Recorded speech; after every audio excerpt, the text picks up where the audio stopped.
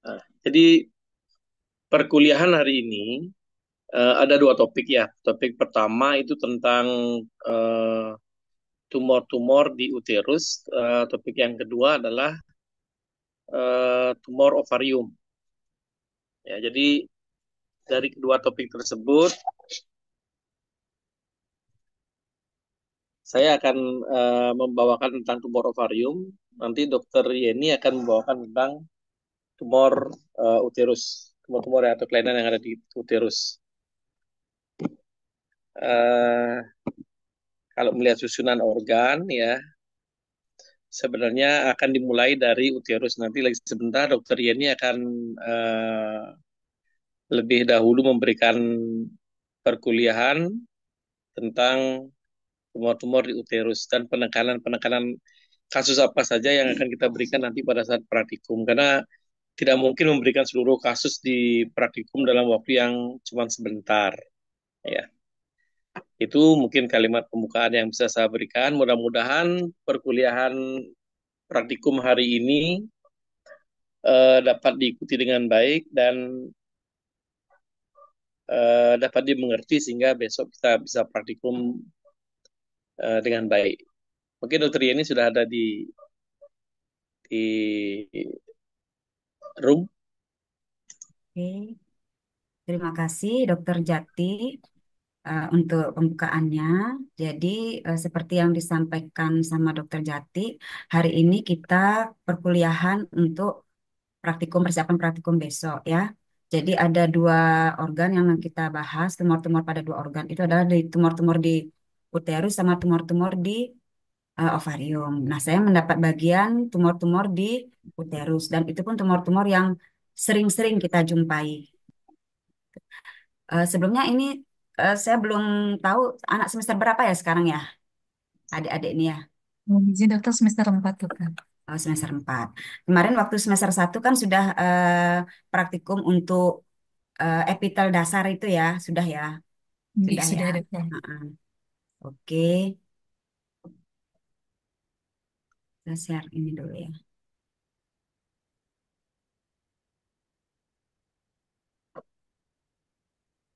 Oke.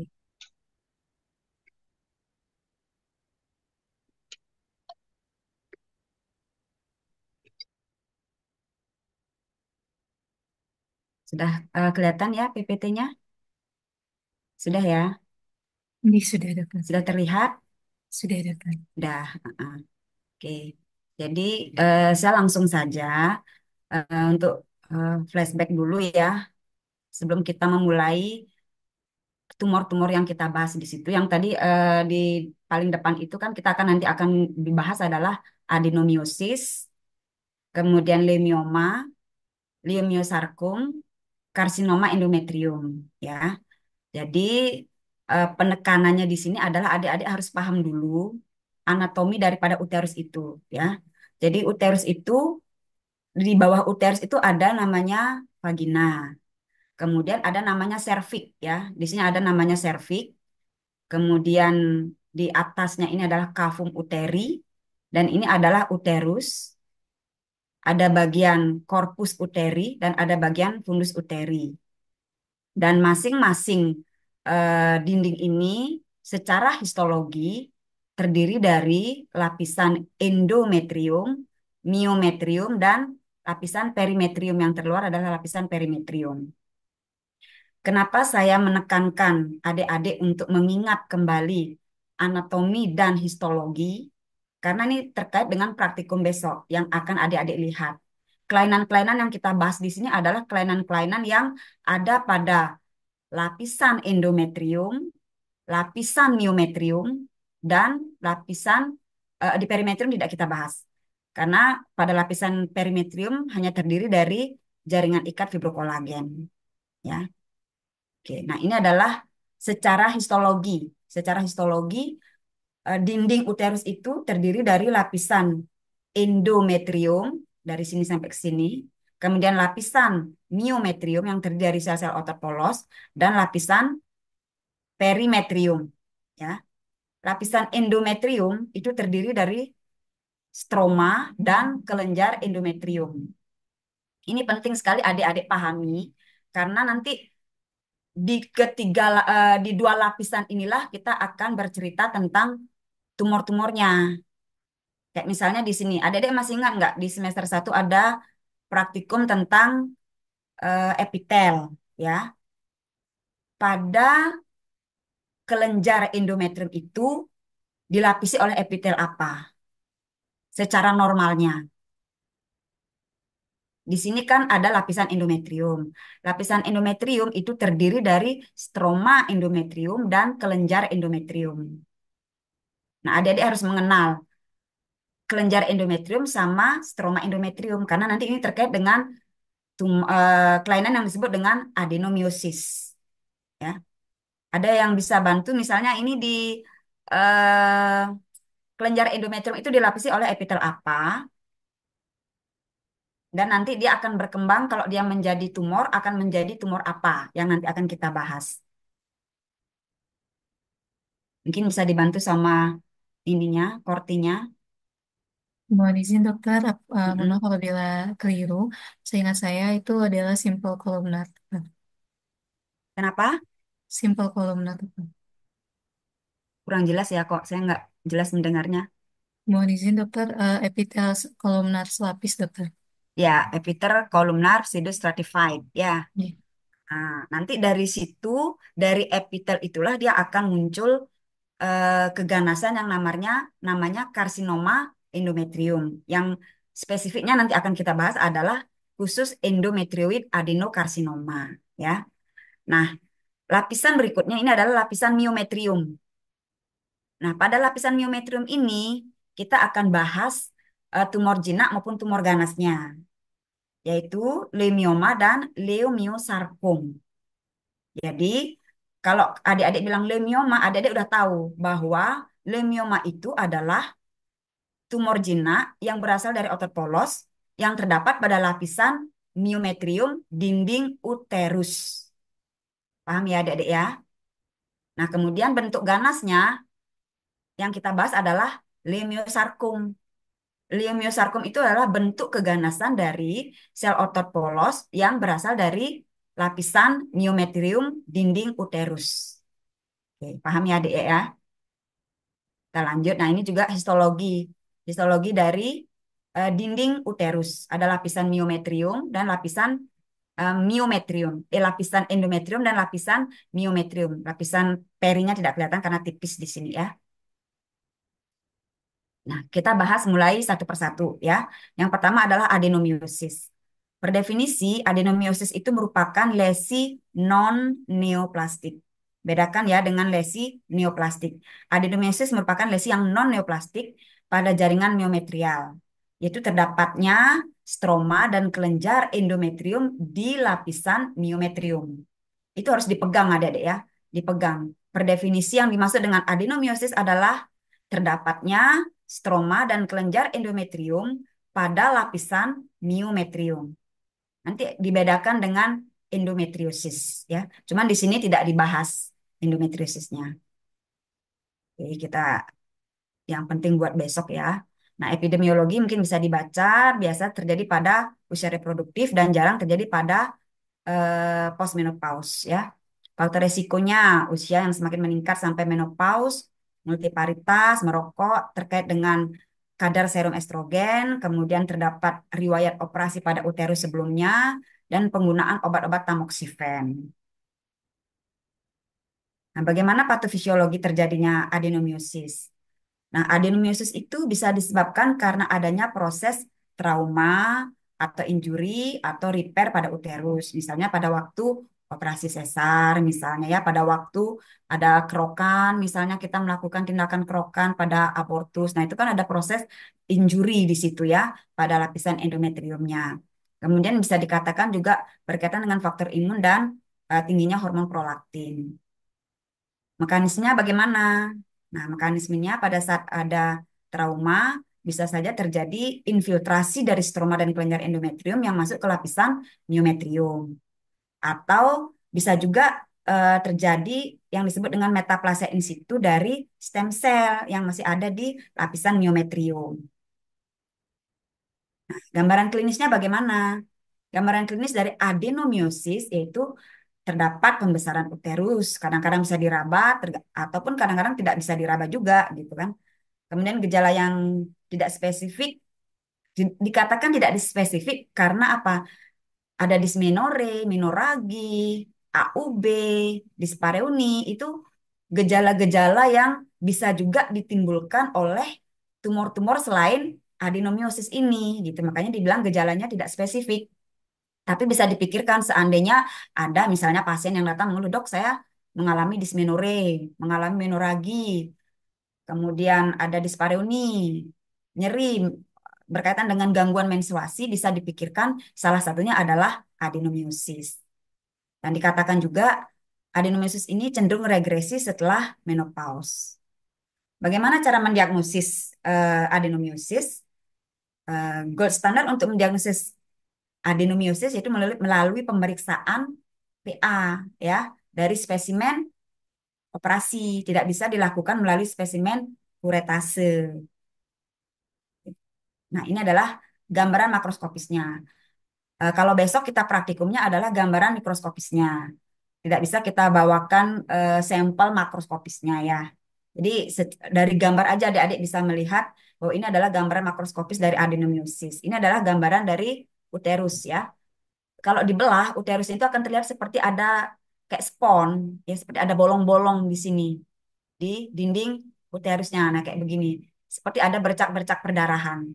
Kalau secara makroskopik adik-adik nanti membuka uterus menemukan yang seperti ini artinya bisa dicurigai bahwa ini adalah adenomiosis. Oke, next. Nah, ini juga gambaran adenomiosis. Ini adalah uterus, ini kavum uteri, ini adalah lapisan myometrium dan ini ada sedikit cikal bakal leukemia ya. Ini juga ada leukemia di sini. Kadang-kadang kita bisa menemukan gabungan antara leukemia ada, adenomiosis juga ketemu pada satu pasien gitu ya. Nah, ini gambaran secara mikroskopis. Sebelum lanjut, apakah saya memberikan materi terlalu cepat atau bagaimana? Apa cukup bisa dimengerti? Mohon izin dokter, sudah cukup bisa dimengerti dokter. Gimana? Terlalu cepat nggak? Mohon izin tidak dokter. Tidak ya? Bisa Hmm. dipahami ya, Oke dokter. saya. Nah, ini besok kita akan melihat yang seperti ini ya.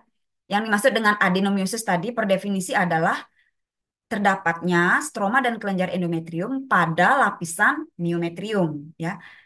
Nah, adik-adik harus mengenal yang dimaksud dengan kelenjar dan stroma endometrium itu yang mana sih? Kayak gimana sih bentuknya?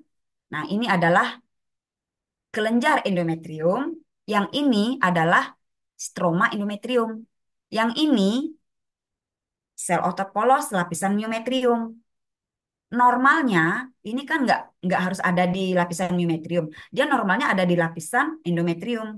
Nah, ketika dia berada di antara lapisan myometrium, nah itulah yang disebut dengan adenomiosis. Ya, nanti hipotesis terjadinya adenomiosis itu bisa dibaca secara teori ya. Kenapa kok bisa eh, terjadi adenomiosis? Banyak sekali hipotesis dan teorinya ya. Nah, ini juga ini kan di sekitarnya ini adalah lapisan otot polos. Nah, ini adalah stroma dan kelenjar endometrium yang terjebak di antara lapisan otot polos.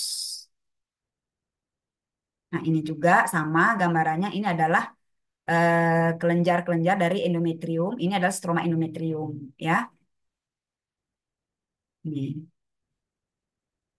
Udah paham ya, adik-adik ya?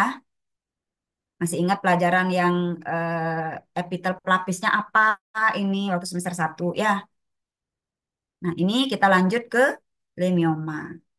Tadi di depan sudah saya sebutkan bahwa leukemia itu adalah tumor jinak yang berasal dari lapisan myometrium atau sel otot polos pada lapisan myometrium ya. Nah, tipe-tipenya atau bagaimana subtipenya itu nanti bisa dibaca. Jadi 90% dan memang itu tipenya adalah konvensional. Bentuk selnya nanti bisa dilihat besok ketika kita praktikum ya. Dia akan bentuk selnya spindle, sitoplasmanya eosinofilik, batas selnya tidak jelas, tersusun fasikulus saling memotong gitu ya. Nah, ini secara epidemiologi sering terjadi pada dekade 5 dan dekade ketiga. Kemudian dikatakan secara epidemiologi itu lebih sering terjadi pada wanita Afrika Amerika. Lokasinya terutama terjadi pada korpus uteri, tapi bisa juga terjadi pada vulva, pada vagina, pada serviks, dimanapun yang ada otot polos bisa timbul ini, ya. Bahkan kemarin kami sempat ketemu lemioma pada ovarium. Nah, patofisiologinya bisa dibaca, ya. Etiologinya juga nanti bisa dibaca. Kemudian gambaran secara klinisnya biasanya asimptomatik 25%. Gejalanya dikatakan tergantung dari ukuran. Kemudian 33% mengalami menoragi dan nyeri pada pelvis. Nah, ini sekedar tahu aja ada terminologi benign metastasizing leukemia. Jadi jangan kaget kalau misalnya ketemu namanya leukemia di paru, di bronkus atau di tempat lain, tapi gambarannya adalah jinak gitu ya. Secara teori kemungkinan dia menyebar secara hematogen gitu, tapi gambaran selnya itu jinak gitu ya. Tapi ini sangat jarang ya. Oke. Nah, bagaimana mendiagnosis leukemia? Gold standar untuk mendiagnosis leukemia tetap dengan pemeriksaan histopatologi dari sampel jaringan operasi. Bisa dengan USG atau MRI dengan guiding core biopsi, tapi gold standarnya tetap dengan pemeriksaan histopatologi, pemeriksaan PA dari spesimen operasi. Nah, faktor prognosisnya bagaimana? Dapat recurrent post myomectomy kalau hanya dilakukan myomectomy saja. Kalau hysterektomi tidak ya. Nah, ini adalah gambaran makroskopis daripada leukemia. Tergantung dari lokasinya, penamaan secara lokasi ada 3 ya. Bisa terjadi di submukosa, yaitu pada lapisan endometrium, namanya leukemia submukosa. Kemudian leukemia intramural, dia bila berada di lapisan myometrium. Dan ini subserosum, bila berada di lapisan perimetrium. Nah, ini juga bisa terjadi di luar nih, di apa? Di ovarium. Kemarin kami sempat ketemu kasus leukemia pada ovarium, ya. Nah, ini gambaran, tadi kan gambaran skemanya ya. Ini gambaran makroskopis organnya langsung ya. Ini adalah leukemia subserosum, leukemia intramural, kemudian ini adalah submukosa. Yang submukosa inilah yang sering bisa keluar keluar dari kavum uteri masuk eh, ke serviks, ke endoservix. Dan kadang-kadang itu bisa terlihat seperti tumor pada serviks. Nah, ini disebut sebagai mioma gebut gitu ya. Nah, ini gambar makroskopisnya juga. Ini adalah leukemia submukosa ya, karena dia bisa menonjol ke kavum uteri. Ketika dia menonjol ke kavum uteri, lama-lama bisa juga dia keluar dari kavum uteri masuk ke eh, kavum endoservix, ke serviks dia masuknya. Ini adalah yang subserosum ya. Ini adalah yang intramural ya. Nah, ini gambaran mikroskopisnya. Besok kita lihat juga gambaran mikroskopis dari si leukemia itu, leukemia. Jadi adik-adik harus mengenal bagaimana sih bentuk otot polos. Nah, kemarin waktu semester 1 kalau nggak salah kita juga udah ujian. Ini otot polos. Ada kan ya ujiannya untuk praktikum otot polos itu ya. Otot polos ini di bentuknya ada seperti kisaran. Ini yang seperti kisaran. Terus fasikulus saling memotong. Ini fasikulus saling memotong. Ini fasikulus seperti aliran air dia, satu satu satu gerombol, satu bendel gitu ya gambarannya. Kalau kalau di sini mungkin nggak begitu jelas. Besok nanti kita praktikum akan lebih jelas bentuk dari intinya kita lihat. Intinya yang bentuk spindel, ujungnya tumpul, kromatin halus, sitoplasmanya eosinofilik, batas antar selnya tidak jelas, gitu ya. Nah, lanjut ke leimiosarkom. Tadi kan leimioma. Sekarang leimiosarkom. Leimiosarkom itu adalah bentuk ganasnya dari malignansi dari si otot polos itu. Nah, leiomyosarkom ini bisa muncul dari si leukemioma atau memang dia langsung muncul sendiri gitu. Bukan berasal dari si leukemioma gitu. Karena terkait dengan secara teori leiomyosarkom ini sering terjadi karena akibat mutasi gen TP53 gitu ya. Nah, bagaimana cara mendiagnosa leiomyosarkom secara histopatologi? Nah, adik-adik yang harus paling ingat itu adalah tiga tanda spesifik daripada leiomyosarkom secara histopatologi. Yang pertama, adik harus melihat tanda atipianya, tanda atipia dari selnya. Yang kedua, nekrosisnya. Yang ketiga, jumlah mitosisnya. Itu adik-adik harus pegang untuk mendiagnosa suatu leiomyosarkom. Ya. Nah, dikatakan prognosisnya buruk, baik pada stadium awal maupun pada stadium lanjut gitu ya. Nah, ini 3-9% dari seluruh malignansi uterin bisa dibaca deh ya. Dan 70% sarkoma uterin adalah leiomyosarkom. Lokasi yang paling sering adalah korpus uteri, serviks bisa ada tapi sangat jarang. Nah, patofisiologinya bagaimana? Tadi saya sudah singgung, patofisiologi terjadinya leiomyosarkom itu adalah sebagian besar terkait dengan mutasi gen TP53 ya. Itu. Oke. Ini etiologinya bisa dibaca juga ya. Lanjut. Gambaran klinisnya bagaimana? Nah, ini penting gambaran klinisnya. Gambaran klinisnya yang tidak spesifik seperti AUB. Semua gangguan di genitalia wanita akan menimbulkan gejala abnormal uterine bleeding, ya. Mau adenomiosis, leukemia, ada menoragi, ada nyeri pelvis gitu ya.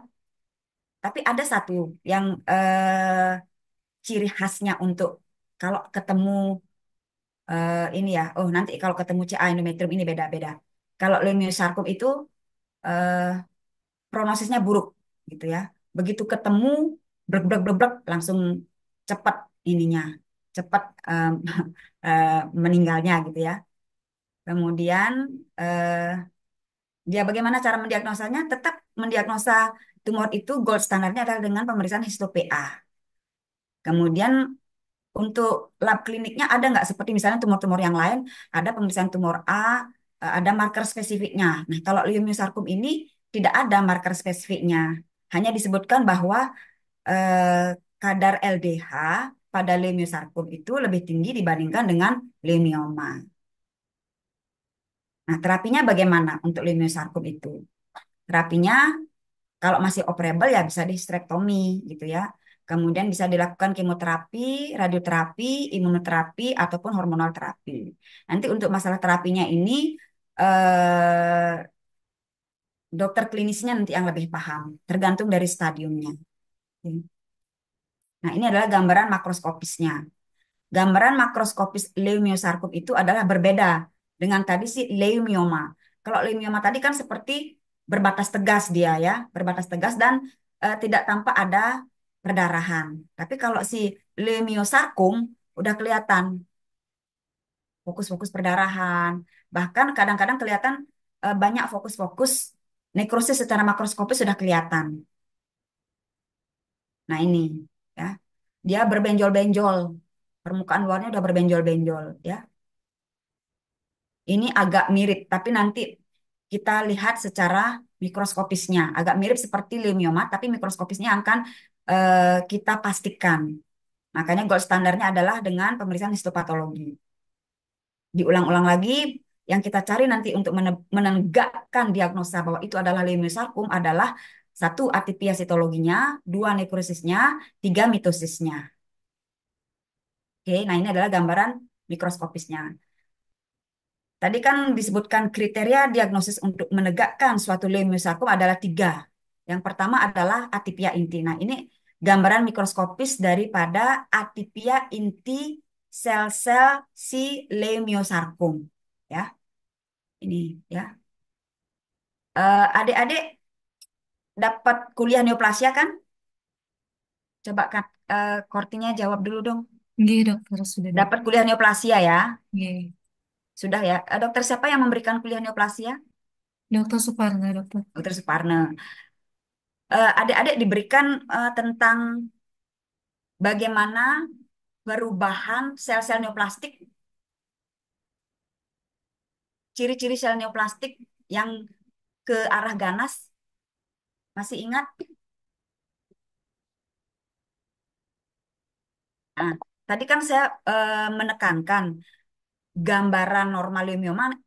Besok kita lihat baik-baik. Inti selnya bagaimana. Kemudian bandingkan dengan si leiomyosarkom. Nah, ini adalah gambaran si leiomyosarkom yang intinya sudah plemorfik. Apalagi di sini. Di sini sudah ada bisar sel, ya. Bisar sel yang sudah aneh bentuk selnya. Tidak seperti bentuk sel outer polos yang normal lagi. Tapi kalau si leukemia, bentuk selnya masih seperti bentuk sel outer polos yang normal. Hanya saja dia membentuk massa, membentuk suatu tumor, pertumbuhan baru gitu ya. Kalau si sarkom, namanya sarkom, dia ganas, sudah ada anak inti yang melotot-melotot dia ya. Ini kan ada anak inti kromatinnya kasar. Kalau si leukemia kromatinnya halus, ya. Kalau si leiomyosarkom kromatinnya kasar. Nah, ini kromatinnya kasar. Kemudian ketemu mitosis. Nah, ini mitosisnya banyak nih, satu, dua, tiga ketemu mitosis ya. Bahkan ketemu mitosis yang abnormal. Nah, ini ketemu mitosis yang abnormal. Ini ya, mitosis abnormal. Ya, oke, kita lanjut lagi. Nah, ini yang ketiga eh, kriterianya adalah ketemu nekrosis. Yang maksud dengan nekrosis itu ini, ya, bahan-bahan amorf seperti berwarna eosinofilik pink. Itu namanya nekrosis. Kalau pada leukemia jarang sekali ada nekrosis, ya. Oke, nah ini juga nekrosis, kemudian ini adalah mitosis, kemudian atipia intinya sudah mengalami plemorfik, ya, inti selnya sudah plemorfik, gitu. Nah, itu selesai pembahasan untuk leiomyosarkom ya. Sekarang ngebut lanjut ke endometrial karsinoma, ya. Di depan, tadi pertama sekali saya menunjukkan gambar anatomi, sudah saya singgung bahwa nanti dari lapisan endometrium, di kelenjar endometrium itu terdapat epitel pelapis yang namanya epitel columnar pseudostratified. Nah, dari epitel itulah akan muncul keganasan yang namanya karsinoma, endometrial karsinoma ini. Sebenarnya di WHO itu endometrial karsinoma itu banyak sekali. Tapi yang paling sering itu adalah si endometrioid karsinoma. Nah, nanti itulah yang akan kita pelajari besok di praktikum. Kebetulan ada sampelnya, ada kasusnya si endometrioid adenokarsinoma. Supaya adik-adik terbayang bahwa ngomongnya tentang endometrial karsinoma. Sebenarnya pembagian endometrial karsinoma itu banyak banget. Tapi kita spesifik membicarakan tentang si endometrioid adenokarsinoma. Dan dia berasal dari mana? Supaya adik-adik terbayang. Si tumor ini, si kanker ganas ini berasal dari mana? Dia berasal dari epitel kelenjar endometrium, ya. Berasal dari situ, biar biar terbayang dari histologi. Oh, ini loh anatomi uterus tuh begini. Kemudian tumornya yang dari endometrium yang ganas tuh apa? Yang ini endometrioid adenokarsinoma yang akan kita bahas yang besok kita lihat slide-nya, gitu ya. Nah, oke, per definisi endometrial karsinoma itu adalah neoplasma epitelial ganas yang berasal dari endometrium, khususnya berasal dari epitel kelenjar endometrium, bukan dari stromanya. Karena kalau dari stroma endometrium ada lagi nama tumornya. Ada stromal nodul namanya, tapi tidak akan kita bahas di sini, ya. Oke, epidemiologinya bisa dibaca. Nah, secara patofisiologi berdasarkan Robin, eh, CA endometrium itu dibagi menjadi dua kelompok atau dua tipe, ya. Tipe satu adalah tipe yang dikelompokkan endometrioid adenokarsinoma dan mucinous karsinoma. Sedangkan tipe yang kedua itu tipe dikelompokkan terdiri dari serous adenokarsinoma, clear cell adenokarsinoma, andif karsinoma sama karsinosarkoma ya. Tapi yang nanti kita bahas cuman si endometrioid adenokarsinoma ya. Nah, kalau si tipe endometrioid ini berkaitan dengan estrogen, paparan hormon-hormon estrogen ya dalam jangka waktu yang lama. Kemudian eh, obesitas juga bisa mempengaruhi terjadinya endometrioid adenokarsinoma. Kemudian terapi tamoxifen yang cukup lama pada kanker payudara. Kemudian ada PCOS. Kemudian eh, dikatakan juga terkait dengan gen-gen ini ya, mutasi gen PTEN, Aridia, KIRAS, PIK3CA, gitu ya. Nanti teorinya tentang biologi molekulernya bisa dibaca. Tapi yang paling sering dikatakan bahwa tipe 1 itu berkaitan dengan paparan hormon estrogen. Sedangkan tipe 2 itu dikatakan lebih sering berkaitan dengan perubahan mutasi dari gen TP53. Apa itu gen TP53?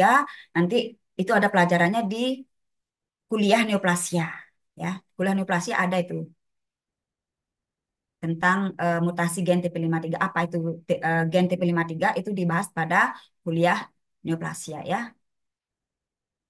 Nah, dikatakan juga untuk clear cell itu resi prekursornya belum teridentifikasi. Kenapa kok ada clear cell karsinoma pada endometrium?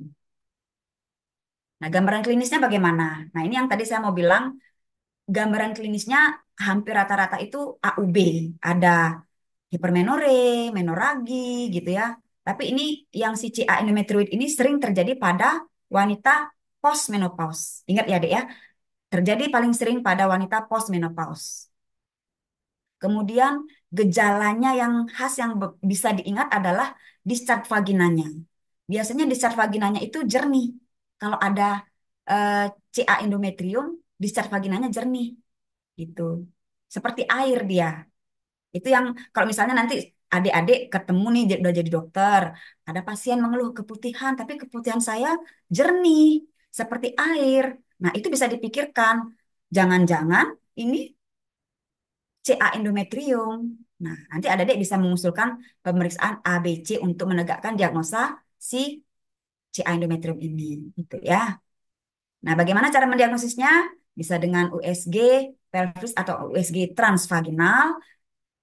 Gold standarnya sekali lagi dengan histerektomi, ya, histerektomi.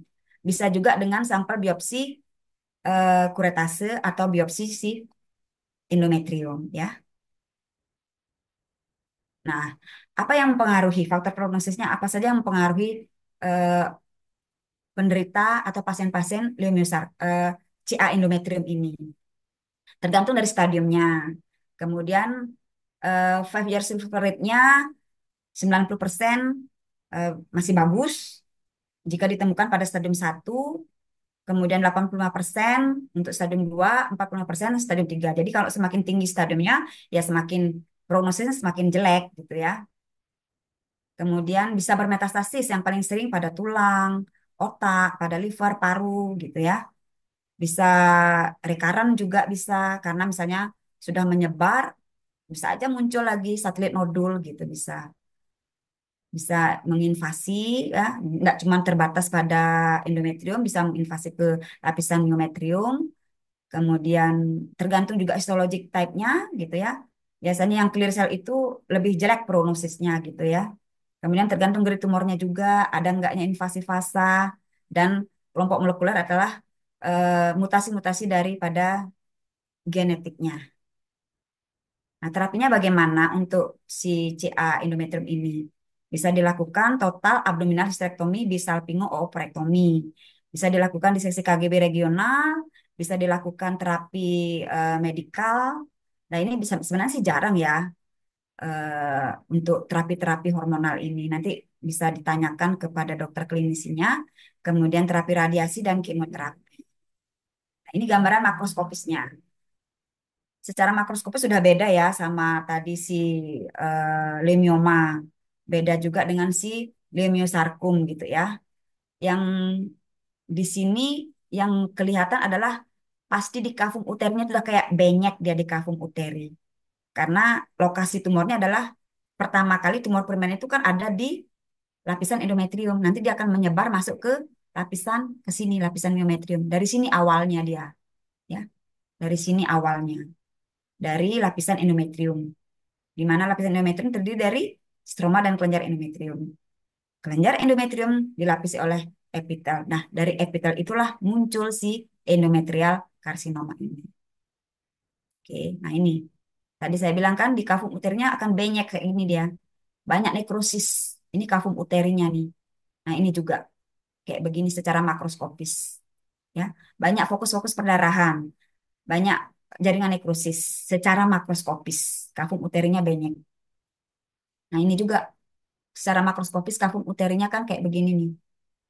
Ini perdarahan lama, berdungkul-dungkul, ya. Nah, ini gambaran secara mikroskopis. Gambaran secara mikroskopis polanya seperti glandular. Glandular itu adalah seperti ini, seperti kelenjar-kelenjar, menyerupai sebenarnya aslinya dia si kelenjar endometrium. Tapi nanti kalau lebih jauh lagi gambarannya adalah filoglandular. Dia bentuknya filus dan ada glandular-glandularnya, gitu ya. Seperti ini ya, Dek ya. Nah, ini glandularnya dengan ukuran yang bervariasi. Ada yang kecil, ada yang besar, ada yang berdilatasi, dan tentunya ini glandular-glandular ini dilapisi oleh sel-sel epitel yang sudah menunjukkan tanda ganas. Nah, kembali lagi, adik kan dapat kuliah neoplasia. Adik dapat kuliah neoplasia itu bagaimana ciri-ciri sel yang ganas. Jadi adik harus mengenal, buka lagi kuliahnya, ciri-ciri sel epitel yang ganas itu kayak apa sih? Pasti ada pleomorfi inti, N per C rasionya meningkat. Berapa normal N per C rasio dari epitel itu bagaimana sih? Normalnya berapa sih? Nah, kalau ganas gimana sih? Kromatinnya gimana sih? Anak intinya gimana sih? Itu dipelajari di kuliah neoplasia, ya. Ini. Nah, ini nih yang tadi saya bilang struktur filus kayak begini dia, melengkung kayak begini. Kalau struktur glandular kayak di sebelahnya ini, bentuknya bulat-bulat kayak begini, bulat, bulat, bulat itu struktur glandular. Kalau filus strukturnya kayak begini, kayak menjari, kayak papiler tapi dia tumpul, ya. Oke, lanjut. Nah, ini adalah tipe yang serus. Tadi kan ada dua tipe, tipe endometrioid sama mucinus dan tipe yang kelompok kedua yang dikelompokkan jadi satu adalah cicerus, clear cell, undiv, carcinosarcom. Nah, adik nak perlu tahu semua. Yang tadi kan endometrioid, yang ini adalah cicerus. Tipe serus itu bentuknya tuh papiler-papiler, ya. Bentuknya papiler-papiler kecil-kecil seperti gergaji. Dan ini juga seperti gergaji, banyak sel-sel yang lepas-lepas. Dan ada fibrovascular core di dalamnya ini. Ini adalah fibrovascular core. Ya, ini fibrovascular core. Ya, tipe cicerus. Nah, ini banyak sel-sel yang lepas-lepas kayak begini, membentuk struktur mikropapiler. Itu namanya tipe serus dia ya. Nih, sel yang lepas-lepas ini banyak kalau pada tipe serus. Serus karsinoma. Nah, akhirnya selesai juga. Walaupun agak ngebut-ngebut sedikit, nanti kita diskusi. Mungkin lanjut dulu sama Dokter Jati atau mau diskusi dulu nih, adik-adik. Gimana? Mau Apa izin kalau ada dokter? pertanyaan besok kita bahas sama-sama pada saat kita praktikum? Iya. Mau izin dokter sepertinya dilanjut terlebih dahulu. Gimana? Sepertinya dilanjut terlebih dahulu dokter. Lanjut dulu sama Dokter Jati ya. Oke. Iya dokter. Silahkan Dokter Jati. Saya inikan dulu ya. Baik, terima kasih Dokter Yeni. Kita lanjut topik selanjutnya, tapi siapkan saja dulu pertanyaan-pertanyaan yang mau ditanyakan nanti ya. Nanti habis setelah saya memberikan eh, presentasi, boleh bertanya nanti.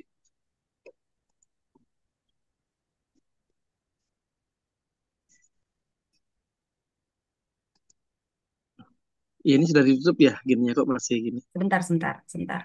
Kita Tutup ini dulu. dulu ya. Ensure.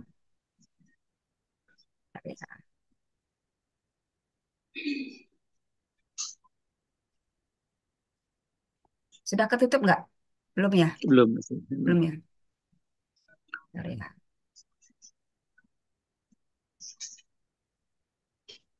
Ditutupnya di silang aja. Pakai apa nutupnya ya? Sebentar, sebentar. Saya nggak tahu nutupnya gimana nih. Apakah ini dulu ya? Udah hilang? Masih. Masih ya? Bagaimana cara nutupnya ini ya? Mau di sini dokter mungkin di bagian atas ada Stop share. Oke. stop share. Nah, udah. Gini dokter.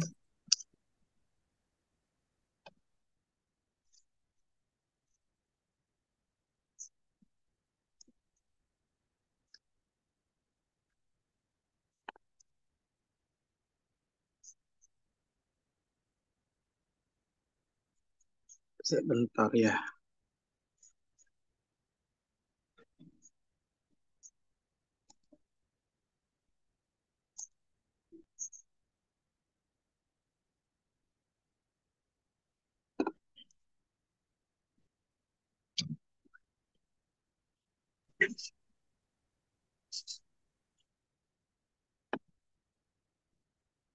Hmm.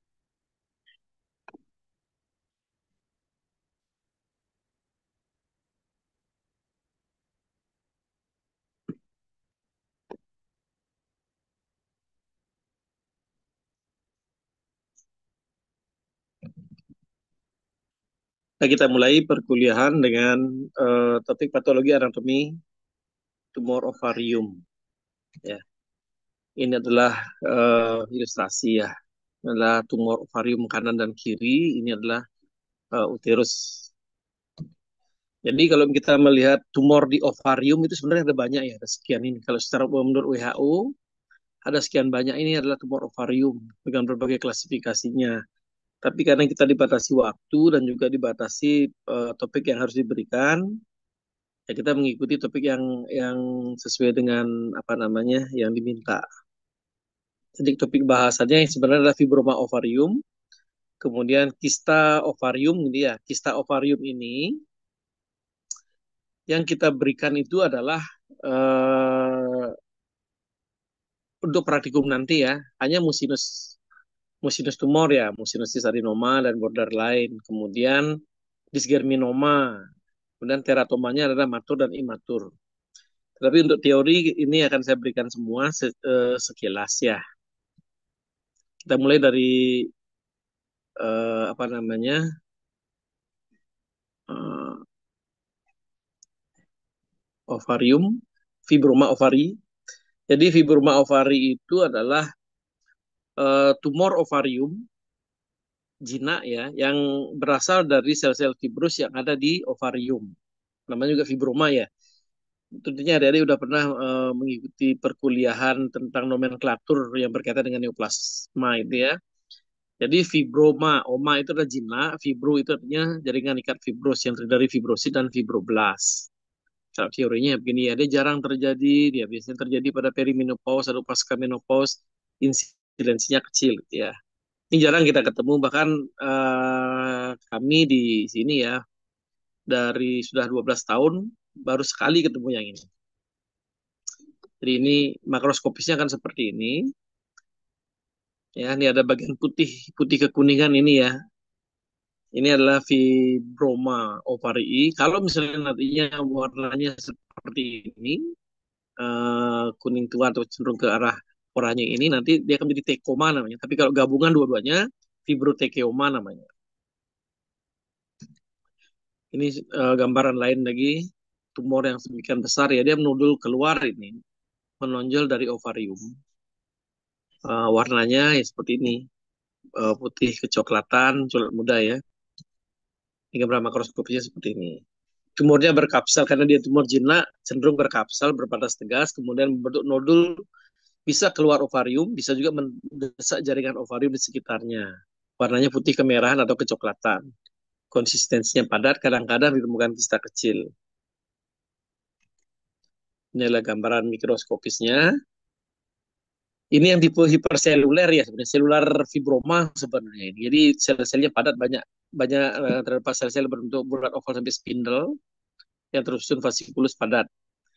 Kalau misalnya nanti di praktikum kita tidak ketemu yang seperti ini, tapi yang lebih selularitasnya lebih kecil daripada ini, lebih rendah daripada ini, selnya lebih jarang, ada bagian-bagian yang sudah mengalami hyalinisasi. Nah, mikroskopisnya seperti apa sih? Sama seperti disampaikan tadi, tumornya berkapsel, berarti bagian luarnya dia dilapisi oleh kapsel jaringan ikat. Kemudian di bawah dari kapsel tersebut terdapat sel-sel fibrosit yang hiperplastis yang bisa saya sampaikan tadi, tersusun fasciculus. Ada bisa susunannya longgar, kadang-kadang ditemukan kista atau rongga itu ya, rongga yang tanpa epitel pelapis. Ini sudah saya sampaikan tadi, bentuknya bulat oval sampai spindle, hiperplastis, dan morfologinya normal. Ini syarat pentingnya adalah tidak boleh ditemukan sel atipik, inti yang pleomorfik maupun mitosis abnormal ya, karena dia jinak. Jadi kalau misalnya ketemu sel-sel atipik, inti pleomorfik, mitosis abnormal, dia bukan lagi fibroma namanya, nanti fibrosarkom namanya dia. Ya, menjadi sarkoma, dia menjadi ganas. Kemudian kista folikel.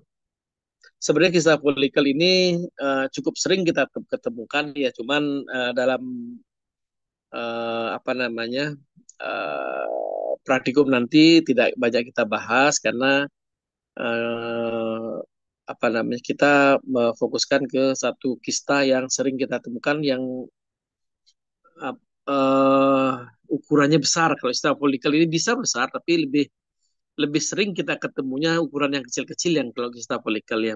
Sekalipun disampaikan bisa ukuran milimeter sampai dengan 15 cm. Tetapi kapan sih kita menyebut kista folikel? Katanya dalam satu literatur ukurannya minimal 2,5 cm diameter ya. 2,5 cm baru kita bilang dia adalah kista folikel. Kalau lebih kecil daripada itu misalnya ukurannya 1 cm, jangan-jangan dia itu adalah folikel yang masih dalam perkembangan. Kan folikel itu ada banyak ya, folikel berkembang, folikel degraf, dan lain-lain, sampai akhirnya folikel yang mengandung sel telur yang siap untuk ovulasi. Jadi ada yang menyebutkan kriterianya 2,5 cm minimal, baru kita bisa katakan sebagai kista folikel.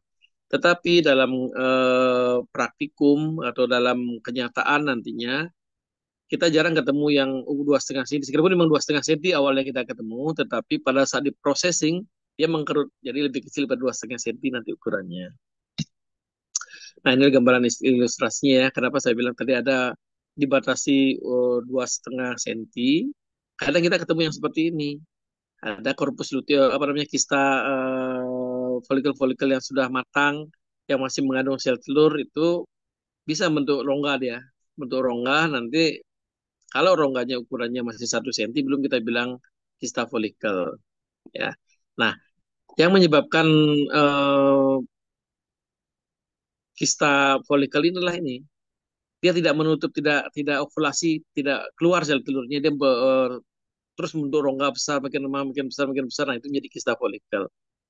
Tapi biasanya kalau udah seperti ini di saat ovum ya, keluar sel telurnya, dia akan mengalami regresi. Di awal mulai terjadi korpus luteum, lama-lama menjadi korpus albikan, albus albikan, itu putih ya. Kalau luteum itu masih kuning dia, ini kuning, nanti lama-lama dia akan menjadi putih. Disebutlah korpus albikan. Ini gambaran makroskopisnya. Setelah dibelah ya, cairan jernih, di dalamnya licin. Nanti secara mikroskopisnya seperti ini. Ya, ini adalah kista-kista folikel. Jadi pelapis di dalamnya adalah sel-sel TK granulosa. Berbeda dengan kista corpus luteum nantinya. Kalau kista corpus luteum dilapisi oleh sel-sel lutein. Ya, kurang lebih seperti ini. Tadi dalam satu ovarium itu bisa banyak ditemukan kista. Ya. Nah, kista endometriosis. Yang kista yang kedua adalah kista endometriosis. Ini bukan cukup sering, sebenarnya sangat sering kita ketemu kista endometriosis ini, di mana kista endometriosis ini sama seperti jaringan endometrium yang kita temukan di ovarium. Jadi ada bentukan kista, epitel pelapis dan stromanya itu sama persis dengan endometrium, jaringan endometrium, makanya disebut kista endometriosis. Ya. Ini saya sudah disebutkan dari ini tadi ya, keluhan-keluhan yang sering terjadi pada wanita kalau ada eh, kelainan atau tumor di organ kewanitaannya, mulai dari uterus, ovarium, serviks dan lain-lain adalah seperti ini. Ada nyeri, dyspareunia, dysmenorrhea, infertil dan lain-lain. Nah, di mana saja bisa terjadi kista endometriosis sebenarnya.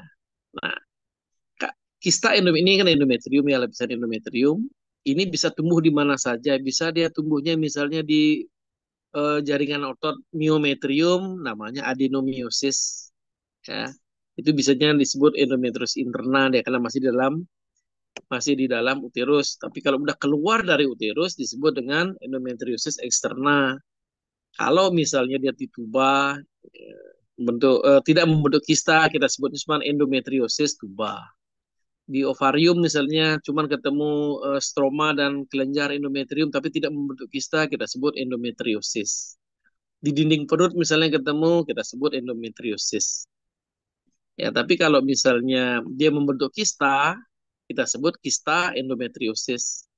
Gambarannya sedikit berbeda kalau antara endometriosis saja dengan kista endometriosis. Kalau kista endometriosis, ini gambaran makroskopisnya ya, kita akan ketemu darah. Bagaimana darah haid itu ya? Darah haid kan kalau misalnya di rahim ini dia akan keluar. Tetapi kalau dalam kista dia nggak bisa keluar, dia akan tertampung terus di sini. Sehingga menjadi darah beku, bekuan darah banyak di dalam kista ini. Nah, setelah dibelah dia akan mendapatkan ini apa namanya sisa-sisa darah ini, sisa-sisa beku darah. Nah, apa yang tampak pada gambaran mikroskopis? Akan tampak seperti ini.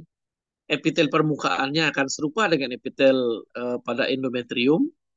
Stromanya sebenarnya sama seperti endometrium, cuma ini statusnya apa namanya kondisinya lagi sedang udematus dan akan banyak ditemukan makrofag yang memakan hemosiderin yang kita sebut dengan hemosiderofag.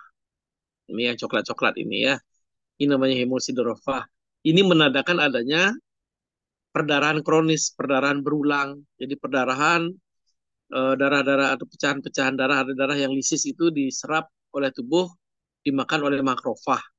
Inilah makrofagnya yang makan sisa-sisa eritrosit, memakan hemosiderin. Jadi berwarna coklat dia. Nah, ini juga sama. Ini epitel pelapisnya sebagian erosi, kemudian di bawahnya akan tampak hemosiderofag. Inilah gambaran khas yang kita dapatkan kalau misalnya kita ketemu kista endometriosis. Kalau kita ketemu kista, sekalipun kita tidak ketemu epitelialnya, tetapi kita ketemu hemosiderofag, kita sebut sebagai kista endometriosis atau kalau klinisi biasa menyebut dengan kista coklat. Kenapa disebut kista coklat? Karena permukaannya ini biasanya coklat, kecoklatan karena sudah beku darah. Darah yang sudah membeku, sudah lisis menjadi coklat ya, tidak lagi merah ya. Sekalipun ada beberapa bagian yang merah, ini karena perdarahan yang baru. Itu kista yang apa namanya sering kita ketemu tetapi tidak kita praktikumkan. Ini mucinus tumor, ini kista yang sering kita ketemukan, biasanya berukuran besar, unilateral, sedikit berbeda dengan serus. Kalau serus itu biasanya bilateral, kalau mucinus biasanya unilateral. Klasifikasinya dia ada yang jinak, ada yang borderline, dan ada yang ganas. Ya. Nah, dalam satu tumor, dalam satu kista mucinus ini, kalau memang mucinus ya, akan berisi cairan kental. Gimana seperti musin, cairan kental sekarang bisa seperti jelly, seperti agar-agar gitu ya. Warnanya bisa jernih, bisa kecoklatan, bisa apa namanya kemerahan, tergantung dari apa namanya apa saja yang menyertai cairan kista tersebut. Kenapa bisa kemerahan, kecoklatan? Karena peregangan dari dinding kista itu bisa menyebabkan terjadi perdarahan sehingga dia bercampur dengan eritrosit. Ya, bisa berwarna merah, bisa berwarna kecoklatan. Nah, dalam satu tumor kista ovarium itu, kista mucinus ya khususnya ini ya mucinus, kita bisa menemukan komponen jinak, borderline, dan ganas. Itu sebabnya kenapa kalau misalnya pada saat kita menyampling jaringan ini, kita tidak boleh cuma sedikit mengambil sampel. Kita harus banyak mengambil sampel karena bisa jadi di bagian lain itu kita sudah ketemu yang ganas. Misalnya kalau kita sedikit menyampling ya, memilih sampel, kita ketemu yang jinak, kita jawabnya jinak. Padahal di bagian lain ada komponen ganasnya. Ya, sedikit saja ketemu komponen ganas kita jauh sebagai ganas. Mana yang grade yang paling tinggi ya, itu yang kita pakai diagnosa utama. Ya. Apa sih kriteria diagnosisnya? Yang pertama nah, adanya atipia. Atipia ini komponen pertama yang harus kita nilai. Atipik apa enggak selnya? Ya. Kemudian jumlah lapisan sel. Yang ketiga adanya invasi ke stroma. Nah, kalau kita ketemu selnya atipik, ini perlu diingat ya, ketemu selnya atipik, lapisannya kurang dari 4, tidak ada invasi, itu akan menjadi borderline. Tapi kalau tidak ada atipik, sekalipun lapisannya banyak ya, tampak seperti gambaran invasi itu jinak. Padahal sebenarnya dia bukan invasi, tetapi memang pertumbuhan kelenjar di sana. Ya. Kemudian, kapan sih kita menjawab ganas? Satu, harus ada atipia inti. Yang kedua, jumlah lapisan sel dari dinding kista itu lebih dari 4 lapis. Ya. Kalau sudah lebih dari 4 lapis dan ada atipia inti, itu yang kita sudah sebut sebagai ganas. Tapi kalau misalnya pada satu potongan kita ketemu atipia inti, jumlah lapisannya cuma 1 atau 2, tetapi kita ketemu invasi, kita bilang ganas. Ya. Jadi menentukan ganasnya itu ketiga-tiganya ini boleh, 2 ini boleh, atau yang ketiga-tiganya semua ini. Tapi inti yang paling utama harus ada atipia dulu. Kalau selnya jinak sudah pasti kita tidak boleh menjawabnya sebagai ganas, sekalipun yang 4 lapisannya lebih dari 4 ya. Jadi atipia inti ini yang menjadi clue utama dari dia mendiagnosa mucinous tumor sebagai tumor ganas. Ini adalah gambaran makroskopisnya. Gambaran makroskopisnya seperti yang mucinusnya permukaannya bisa licin, bisa juga berbanyak-banyak. Kalau misalnya memang sel tumornya sudah menembus dinding, dia akan banyak nodul-nodul kecil di permukaan ini. Ya. Tapi kalau jinak biasanya pasti begini deh, licin dan mengkilat begini. Borderline pun masih begini, gambaran dari luarnya. Tapi setelah dipotong, biasanya kalau borderline begini dia. Dia multikistik ini ya, kalau bisa bilateral 5-10%, kemudian multiloculated, dan ada papil-papil. Sehingga kalau gambaran mikroskopisnya kita bisa ketemu papiler. Kalau jinak biasanya jarang sih papiler. Bisa papiler, tetapi biasanya eh, mendatar 1 lapis, selnya tenang, intinya di basal, sitoplasma mengandung musin di permukaan. Gitu ya. Nah, seperti ini. Gambaran yang adenoma ini ya, kis adenoma, mucinous cis adenoma. Ini intinya akan di basal, ditekan di basal ya seluruhnya, dengan permukaan mengandung musin.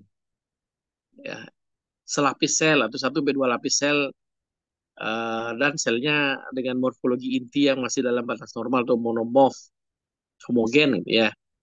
Kalau yang borderline, dia bisa beberapa lapis, tetapi kurang dari 4 lapis. Dan selnya atipik.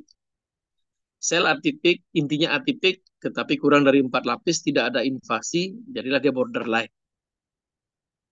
Berbeda dengan adenokarsinoma, adeno ini ya, bukan adenokarsinoma.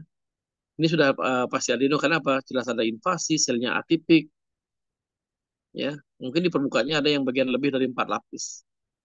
Jadi atipik pertama ketemu, pikirkan 2. Bisa dia borderline, bisa dia ganas. Kemudian lihat lapisannya, kalau lebih dari 4 lapis ganas. Kalau kurang dari 4 lapis borderline. Kalau misalnya dia kurang dari 4 lapis tapi ada invasi ke stroma, dia menjadi adenokarsinoma, menjadi ganas dia karena sudah ada invasi. Invasi adalah salah satu karakteristik dari keganasan. Ya. Kemudian serus tumor, sama seperti saya sampaikan tadi, ini kita tidak ada sampaikan di praktikum, tetapi kalau misalnya ada pertanyaan, bolehlah kita diskusi nanti pada saat praktikum besok ya. Ukurannya mulai bisa dari kecil, bisa sampai lebih dari 20 cm. Nah, 2/3 dari kasus dia adalah bilateral. Ini yang membedakan dengan mucinous. Kalau mucinous itu 5-10% ya apa namanya bilateral kanan kiri. Sedangkan serus, bisa kalau kita ketemu pasien ini dikirim dua jaringan kanan kiri, pas dibelah dia cairan isinya air ya, seperti air gitu, seperti air ya, jernih dan tidak kental. Pikirkanlah serus tumor. Nah, masalah jinak ganasnya nanti lain lagi kriterianya ya, seperti ini. Kalau seandainya ganas, biasanya pada irisan didapatkan banyak ada komponen padat. Jadi dindingnya bisa lebih tebal. Pada saat diiris dia rapuh, ketemu bahan jaringan-jaringan nekrotik dan fokus perdarahan. Nah, seperti disampaikan tadi, sekalipun dia ganas, jarang dia menembus kapsel. Di dalam aja, di internal dia ganas. Kalau dan dia namanya ganas, dia akan memiliki kemampuan untuk bermetastasis, memiliki kemampuan untuk menginfiltrasi atau menginvasi pembuluh darah untuk nantinya menyebar ke organ lain, organ jauh gitu ya, menjadi metastasis dia.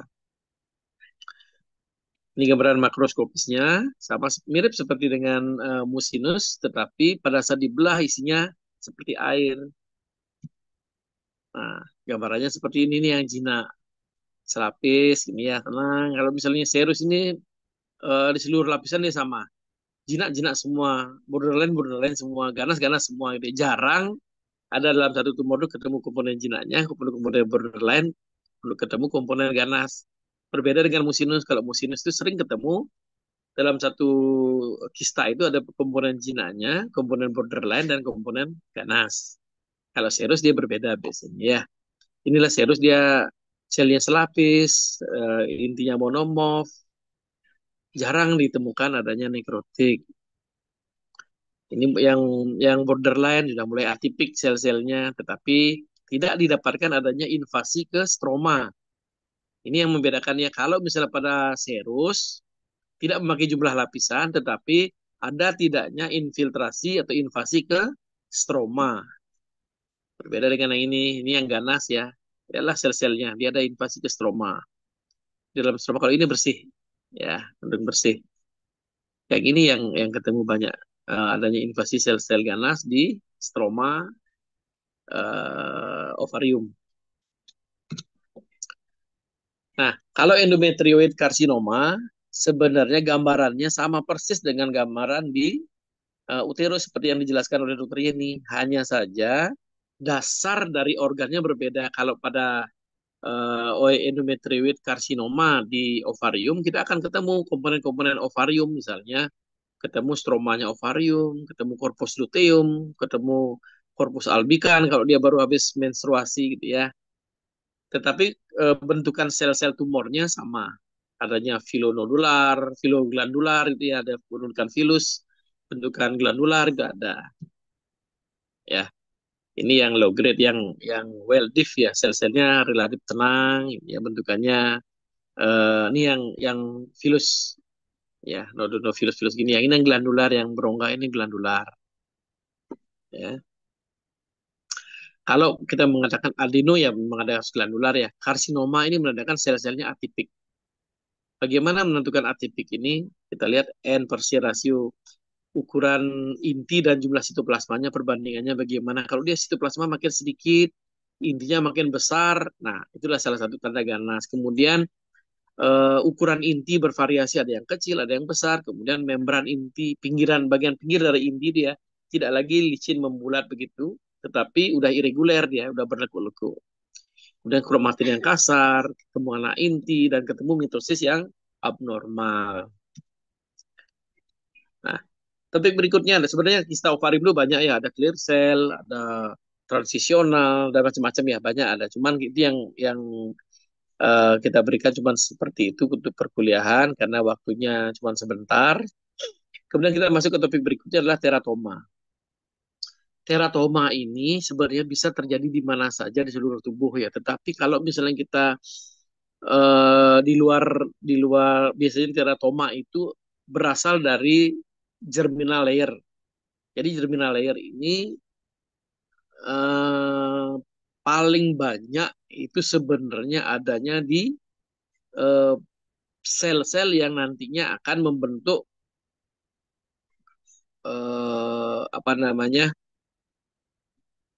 eh, sel-sel yang nantinya apabila bersatu ini akan menjadi kehidupan berikutnya. Misalnya pada wanita di mana dibentuknya sel telur di ovarium, pada laki-laki di mana dibentuknya sperma di testis. Jadi testis termasuk salah satu organ yang banyak ditemukan adanya teratoma.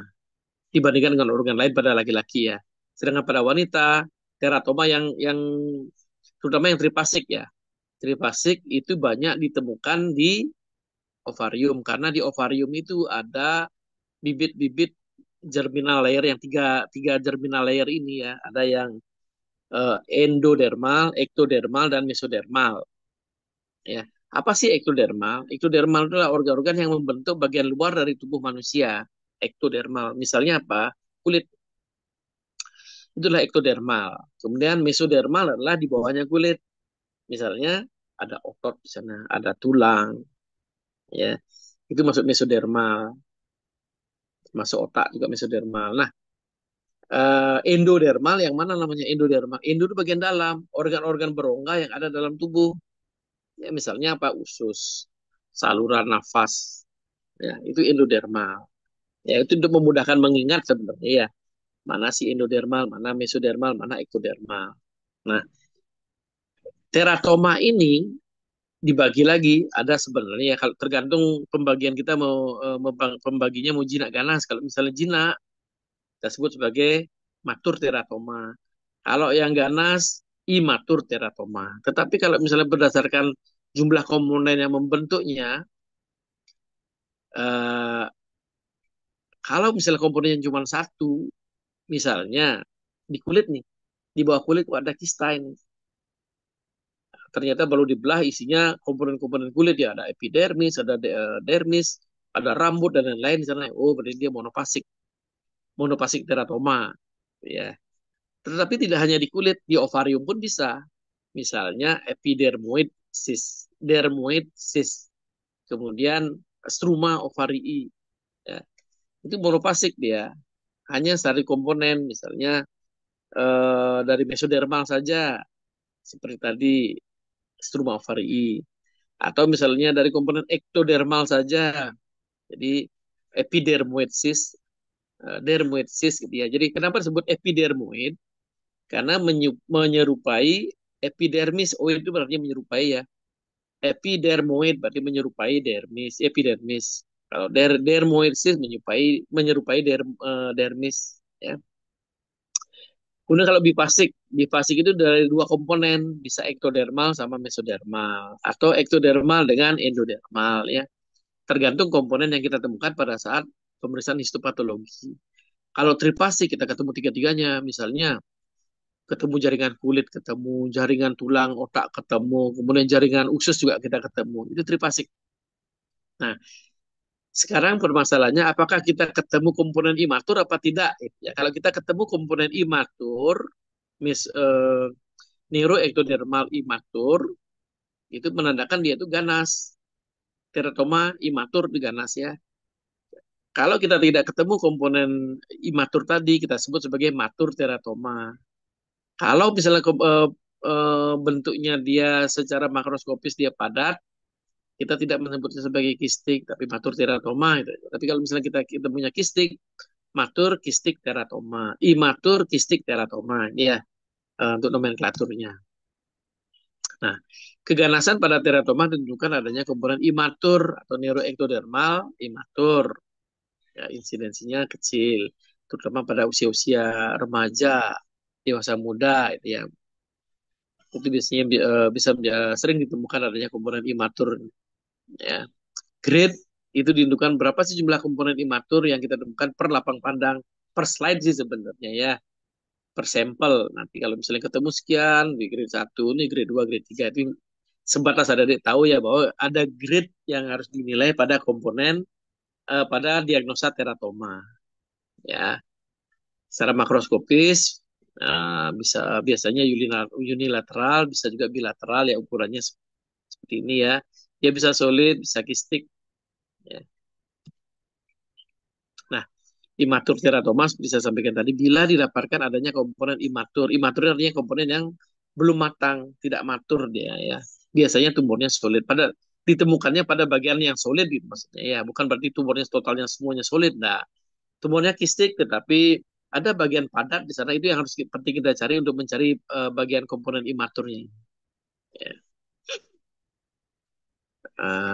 Nomenklatur seperti tadi ya, apakah dia monodermal, bifasik, ya, monofasik. Nah, ini ovarium. Mudah-mudahan ada ingat ya gambaran apa saja ini. Jadi di sini ada komponen sel-sel yang dilapisi oleh epitel kolumnar. Kemudian ada tulang rawan di sini. Tapi semuanya matur ini. Kalau cuma segini aja dikasih gambaran, ini adalah matur teratoma atau matur kistik teratoma kalau berupa kista. Ternyata pada bagian lain, bagian yang padat ketemu ini, inilah disebut dengan neuroektodermal imatur ya. Komponen neuroektodermal atau komponen imatur dari teratoma inilah bentukannya seperti ini. Ya, mirip seperti kelenjar ya. Ini disebut roset biasanya ya. Nanti kalau ketemu ini, jawablah sebagai imatur teratoma. Atau misalnya pada soal cerita, tumor ovarium ditemukan komponen rambut, kelenjar minyak, kelenjar sebasea, kelenjar sudorifera, kemudian tulang rawan, ketemu juga jaringan menyerupai usus dan juga jaringan otak, gitu ya. Kalau sebatas itu saja diagnosa gininya, tidak ketemu komponen imatur, kita jawab sebagai matur teratoma atau matur kistik teratoma kalau disebutkan kistik. Tetapi kalau misalnya soalnya pada bagian lain ditemukan komponen sel-sel neuroektodermal imatur, ketemu sel-sel ini ya, ketemu sel-sel yang tersusun roset, pikirkanlah ini adalah komponen imatur. Nah, sama seperti tadi, ini ada komponen epidermis ya, epidermis dengan keratin. Kemudian di sini ada ketemu tulang rawan.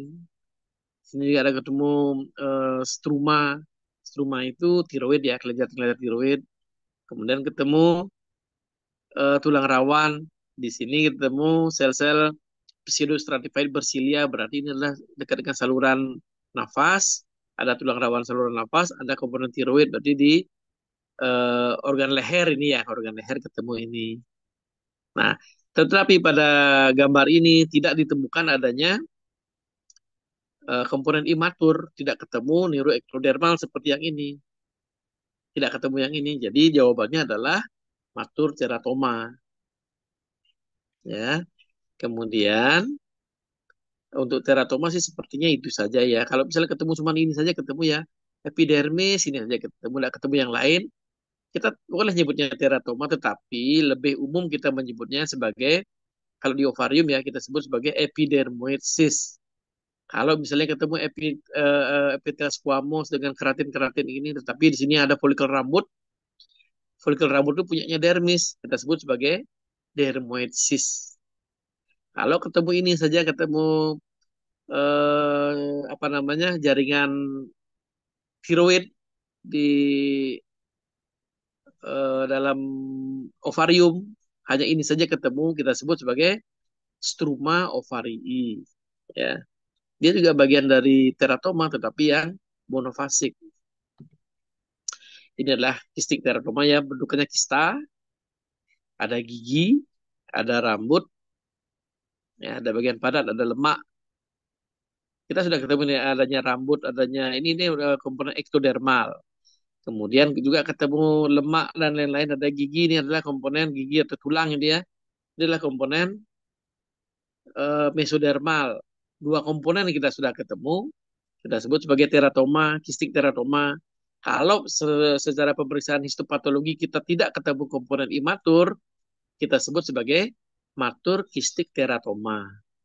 Tapi kalau pada bagian padat ini misalnya, setelah di sampling di sini kok ketemu neuroektodermal, berarti jawabannya adalah imatur kistik teratoma atau imatur teratoma. Ya, sama halnya dengan ini apa namanya zaman dahulu ya dibilang, oh misi gini nih kena kena santet, kena apa gitu ya, karena ada rambut di dalam perutnya. Padahal sebenarnya ini adalah teratoma. Ya, ada rambut, ada lemak, ada tulang, ada gigi dan lain-lain. Bahkan rahang pun satu rahang bisa ketemu di dalam kista ini ya. Rahang, tulang rahang itu dengan gigi-giginya itu ya bisa kita dapatkan di teratoma.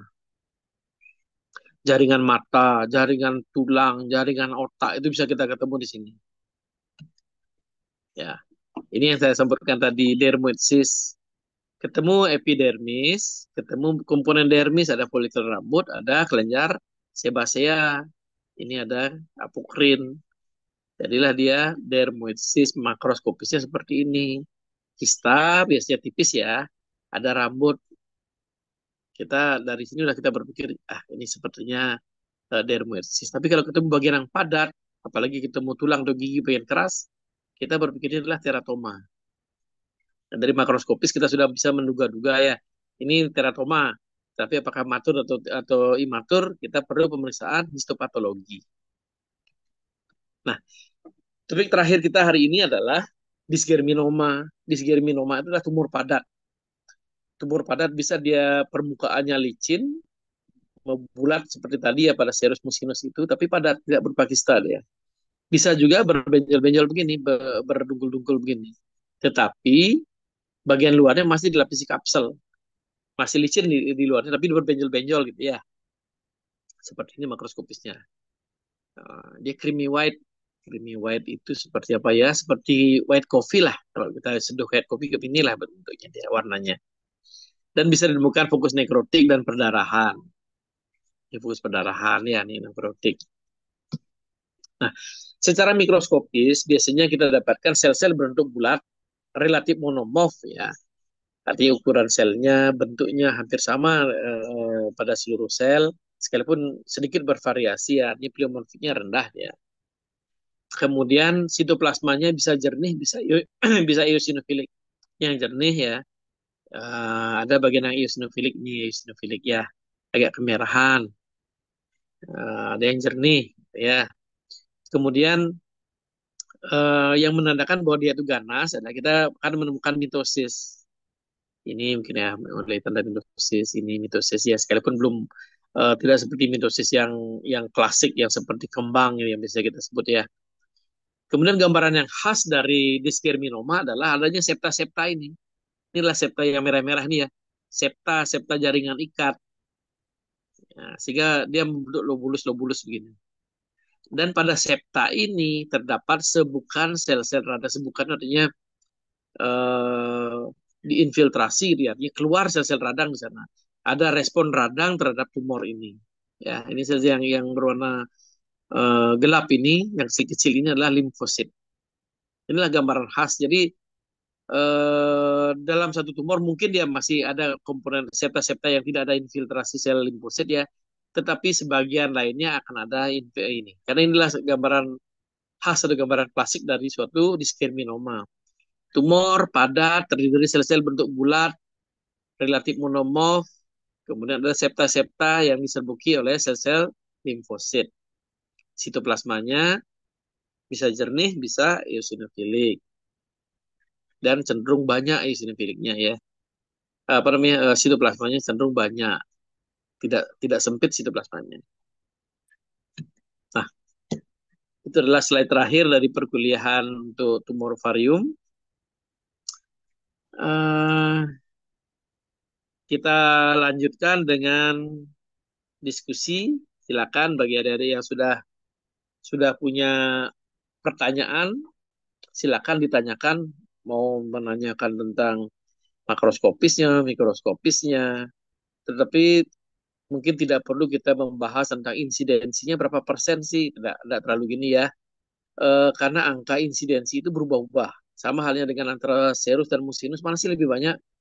Tergantung penelitiannya dilakukan di mana. Ada yang negara tertentu mengatakan mucinus lebih banyak, negara lain serusnya lebih banyak. Ya, jadi insidensinya kurang lebih serus dan mucinus itu sama-sama banyak. Ya. Ada pertanyaan, silakan siapa? Sepertinya Ivani ya, coba. Ada teman-teman yang mau bertanya, silakan raise hand.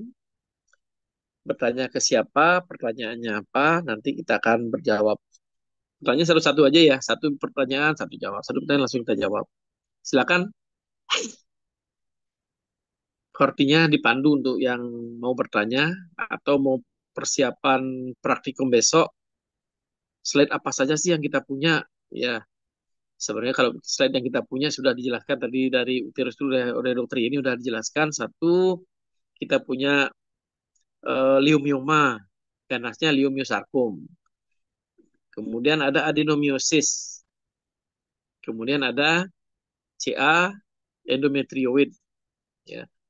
Sama halnya dengan di ovarium, ada CA endometrioid. Kenapa disebut endometrioid adenokarsinoma pada ovarium? Padahal ini ovarium ini, ya, karena gambarannya serupa atau sama persis dengan endometrioid, dengan endometrium yang mengalami keganasan, ya, sama persis gambarannya dengan endometrioid, endometrial adenokarsinoma di uterus, sama persis gambarannya, ya, sehingga nomenklatur termasuk kodenya pun sama,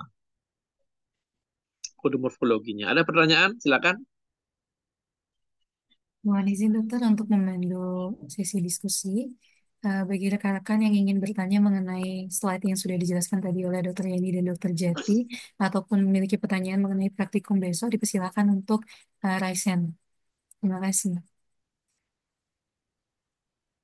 Mohon izin dokter, mungkin kita tunggu 5 menit. Apakah diperbolehkan dokter? Siapa tahu ada yang ingin. Silakan, silakan ya.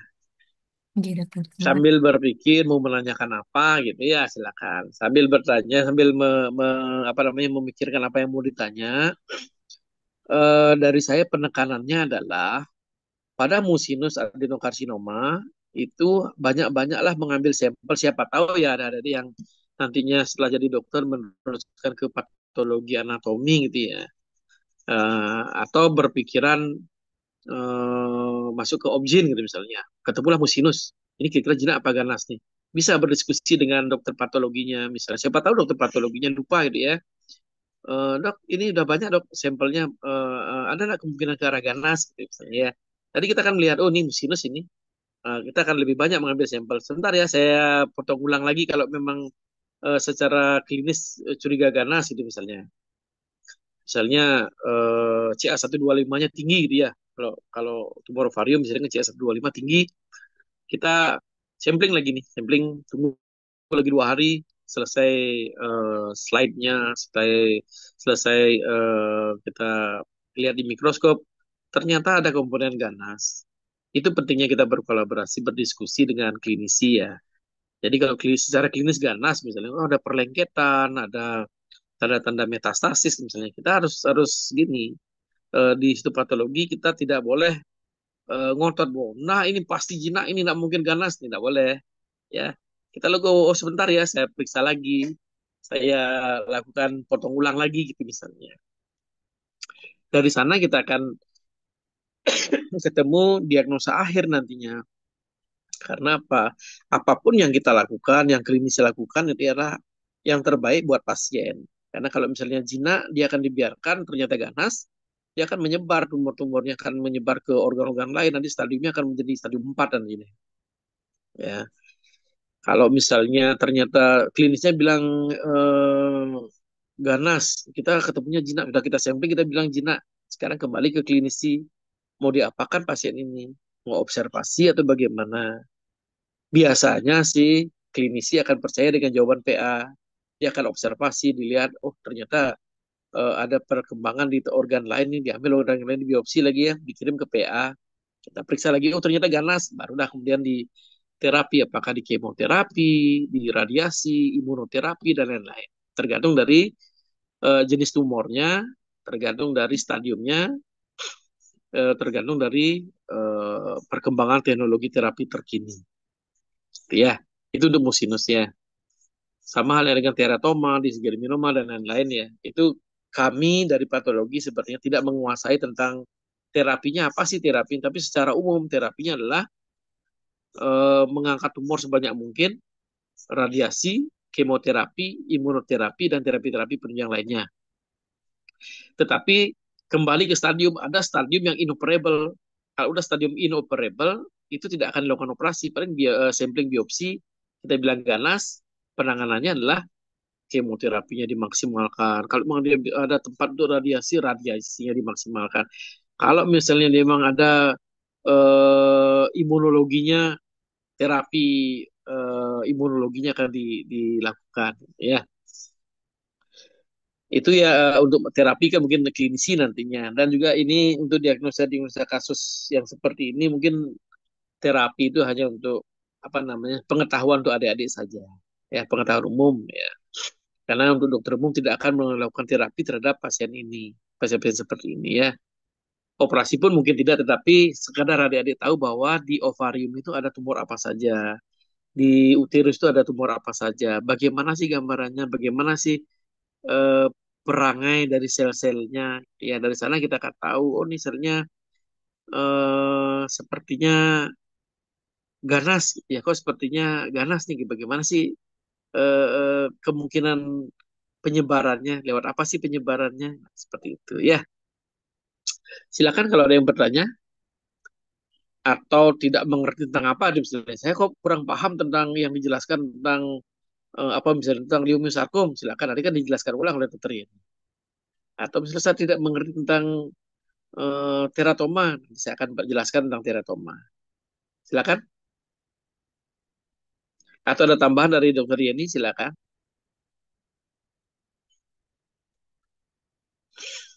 Mungkin anu kali ya, kalau misalnya ada pertanyaan, mungkin besok pada saat kita praktikum bisa kita diskusi.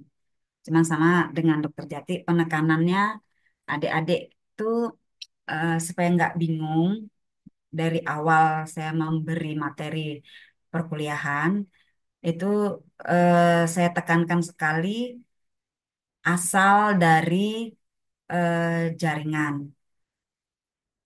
Adik harus paham lapisan-lapisan endometrium karena kelainan-kelainannya itu akan kita bahas dari lapisan-lapisannya itu gitu. Jangan sampai misalnya ngomongin leukemia tapi nggak tahu ngomongnya cuman oh dari uterus, tapi bagian uterus yang mana gitu kan. Terus penekanan saya juga tadi itu adenomiosis ini termasuk tumor atau tidak? Dia termasuk proses neoplastik atau non neoplastik gitu kan. Itu sudah ada di definisi. Itu eh, perlu digarisbawahi gitu ya. Karena secara hipotesis eh, terjadinya adenomiosis itu berbeda dengan proses neoplasia gitu ya. Dia bukan neoplasia gitu. Dan kembali adik-adik harus tahu neoplasia itu apa gitu kan. Jadi konsep dasarnya yang harus dipahami gitu. Intinya konsep dasar harus paham. Pertama neoplasia dulu. Yang termasuk neoplasia itu apa? Kan neo baru. Plasia itu pertumbuhan. Jadi ada proses pertumbuhan baru. Nah, pertumbuhan baru itu bisa bersifat jinak, bisa bersifat ganas kan gitu. Itu namanya proses neoplastik gitu kan. Nah, makanya ada neoplasia jinak, ada neoplasia ganas gitu. Nah, kalau yang adenomiosis ini dia spesifik, bukan non-neoplastik dia gitu. Jadi dia hipotesisnya salah satu hipotesisnya itu terjadi karena ada proses injury atau trauma kayak tadi saya sebutkan karena proses operasi sesar, kemudian ada proses kuretase, dia akan merusak batas antara endometrium sama miometrium. Nah, pada saat itu bisa saja terjadi infiltrasi dari si stroma dan kelenjar endometrium masuk ke dalam lapisan miometrium. Atau, nah, hipotesis yang berikutnya juga bisa disebabkan karena kemungkinan ada stem cell memang di sana originnya. Ada sisa-sisa stem cellnya di sana yang bisa berkembang menjadi si stroma dan kelenjar endometrium seperti itu. Jadi banyak hipotesis tapi pastinya belum dipahami dengan pasti gitu. Nggak ada yang penjelasan yang jelas, oh ini loh penyebabnya enggak. Tapi hanya beberapa hipotesis seperti itu. Itu yang harus dipahami adik-adik. Kemudian eh, kayak CA endometrium. Nah, bolak-balik CA endometrium ngomongnya beda loh CA endometrium sama leiomyosarkom. Nah, yang satu adalah karsinoma, yang satu adalah sarkoma. Pada pelajaran neoplasia, adik-adik kan pasti udah diajarin kan apa perbedaan sarkoma, apa beda karsinoma. Itu hal yang sangat mendasar yang harus dipahami. Kalau karsinoma itu adalah keganasan yang berasal dari epitel. Makanya tadi saya tekankan CA endometrium, karsinoma endometrium itu adalah keganasan yang berasal dari epitel pelapis kelenjar endometrium. Waktu di semester 1 masih ingat, kelenjar endometrium itu dilapisi oleh epitel apa? Jadi nyambung gitu loh. Nyambung. Paham dulu dasarnya sebelum kita ngomongin yang kejauhan yang biologi molekulernya, tapi paham dulu. Di sini paham dulu bahwa perbedaan satu neoplasia. Neoplasia non neoplasia itu apa? Neoplasia itu apa? Kemudian yang kedua, ah, kalau yang neoplasia yang ganasnya ada terminologi sarkoma kayak leiomyosarkom. Kemudian ada terminologi karsinoma, karsinoma endometrial atau atau bisa terminologinya lagi endometrioid adenokarsinoma subtipe-subtipenya. Supaya nggak bingung adik-adik ya. Karsinoma itu neoplasia yang berasal dari epitel, bersifat ganas. Sedangkan kalau sarkoma adalah keganasan yang berasal dari mesenchim, dari soft tissue-nya gitu. Yang dimasukkan soft tissue itu apa saja? Misalnya dari jaringan lemak itu soft tissue, dari tulang itu soft tissue, kemudian dari otot-otot itu soft tissue namanya, otot polos, otot lurik. Nah, semua jaringan tubuh itu bisa menjadi malignansi yang terminologinya adalah sarkoma. Nah, kembali jadinya ngomongin eh, karena dasarnya itu adalah kuliah neoplasia. Sebelum kita bicara tentang terjun ke spesifik organ patologinya. Jadi kuliah umum neoplasia itu harus adik-adik pahami dulu gitu.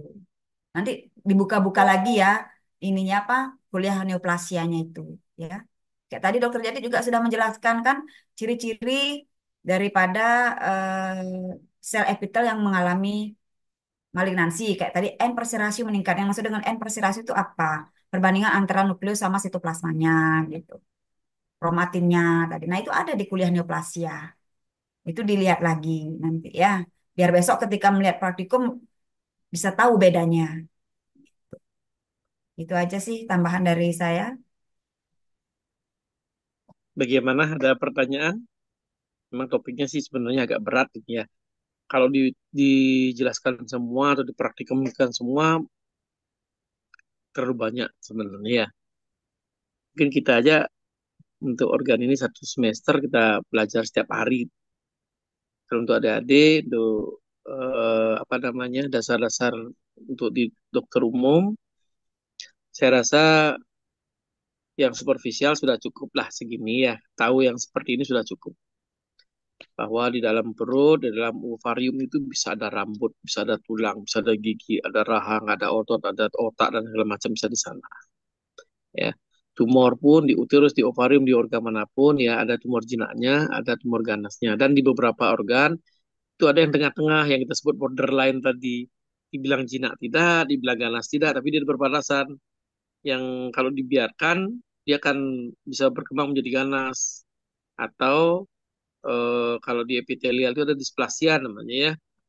Displasia ini kalau misalnya dia jejasnya dihilangkan, dia kemungkinan dia bisa menjadi jinak, bisa menjadi normal lagi. Tapi kalau misalnya jejasnya dibiarkan atau misalnya tambahan jejas-jejas yang lain lagi sehingga menimbulkan mutasi dari gen, dia akan berkembang menjadi ganas. Ya, itu yang perlu diingat, dipelajari, di apa namanya dipahami ya tentang kuliah dari neoplasma itu.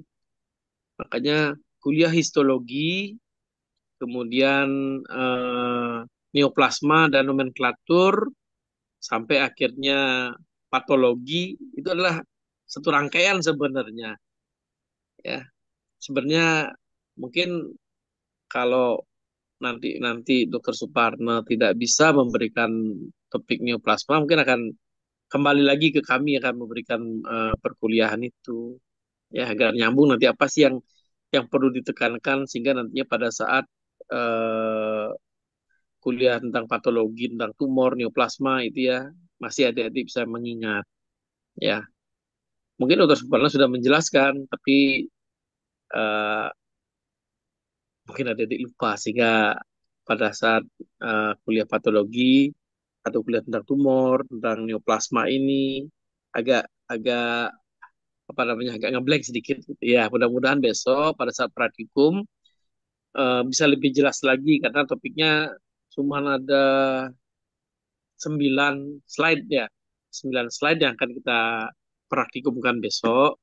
Jadi seandainya sekarang belum bisa apa namanya bertanya atau belum ada pertanyaan, boleh besok ditanya pada saat melihat slide. Pada saat melihat slide, misalnya kalau bingung, ya bener nggak ini namanya leukemioma? bener nggak ini namanya adenomyosis, bener nggak ini gini. Memang sih secara eh, apa namanya di slide-nya nanti akan ada angka-angka tertentu, nanti ada diagnosanya apa gitu ya. Cuman yang mana sih sel ganasnya, mana sel jinaknya, mana sel tumornya, mungkin itu yang perlu adik-adik tahu nantinya ya, dibandingkan dengan slide-slide yang sudah ada kita berikan ini nanti yang sudah di perkuliahan hari ini. Mudah-mudahan tidak jauh berbeda antara slide yang dilihat besok dengan slide yang kita tayangkan tadi. Ya, ada pertanyaan nggak? Mohon izin dokter, sepertinya belum ada yang bertanya dokter. Belum ada ya, nggak apa-apa. Nanti Mm-mm. kalau memang belum ada yang bertanya, siapkan pertanyaan untuk besok, pelajari dengan baik topik yang diajarkan tadi. Mudah-mudahan besok praktikumnya tidak ada kesulitan dalam melihat slide ya. Di awal sih yang paling penting bisa menggunakan mikroskop itu dulu. Jangan sampai lupa cara menggunakan mikroskop ya. Apa yang dipakai pertama, apa yang dilihat, apa yang di pembesaran mana yang dipakai melihat pertama, ya bagaimana memfokuskan mata kanan kiri, bagaimana caranya melihat dengan dua mata karena kan binokuler ini gininya ya. Apa namanya okulernya dua itu ya binokuler, jadi harus pakai dua mata, jangan sampai pakai satu mata ya. Ada pertanyaan? Kalau tidak ada pertanyaan, dokter ini mungkin ada tambahan? Ya, cukup. Cukup ya. Dari praktikum untuk uterus sesuai dengan ini ya, sesuai dengan materi tadi. Pelajari tentang adenomyosis, leukemia, leukemia sama endometrioid adenokarsinoma. Itu aja topiknya untuk praktikum besok untuk dilihat slide-nya. Gitu. Kalau untuk ovarium itu ada fibroma ovarii, ada mucinous tumor ya. Sepertinya di mucinous tumor itu ada yang mucinous cis adenoma dan ada komponen borderline-nya. Kemudian yang ketiga itu ada dysgerminoma. Yang keempat ada matur kistik teratoma. Yang kelima ada imatur kistik teratoma. Ya, ada 9 slide jadi untuk dilihat besok. Jadi bukan berarti materi yang lain tidak dibaca atau tidak dipelajari, dibaca saja. Siapa tahu nanti kalau misalnya permintaan untuk responsinya itu berupa soal, ya semua topik itu bisa keluar. Kalau misalnya berupa praktikum, ya sedapat mungkin kita memberikan dari 9 soal ini, 9 slide ini. Ya, baik kalau tidak ada pertanyaan, sekian perkuliahan dari saya dan juga Dokter Yeni. Mudah-mudahan pengantar kuliah hari ini bisa mempermudah adik-adik untuk kuliah praktik untuk melakukan praktikum esok hari.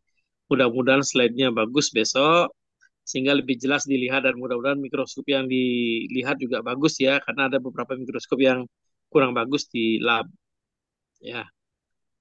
Akhir kata saya ucapkan terima kasih atas perhatiannya dan selamat malam. Selamat malam. Selamat malam, terima kasih banyak dokter. Terima kasih dokter. Oke, dok. Sama-sama. Sama-sama. Terima kasih, dokter.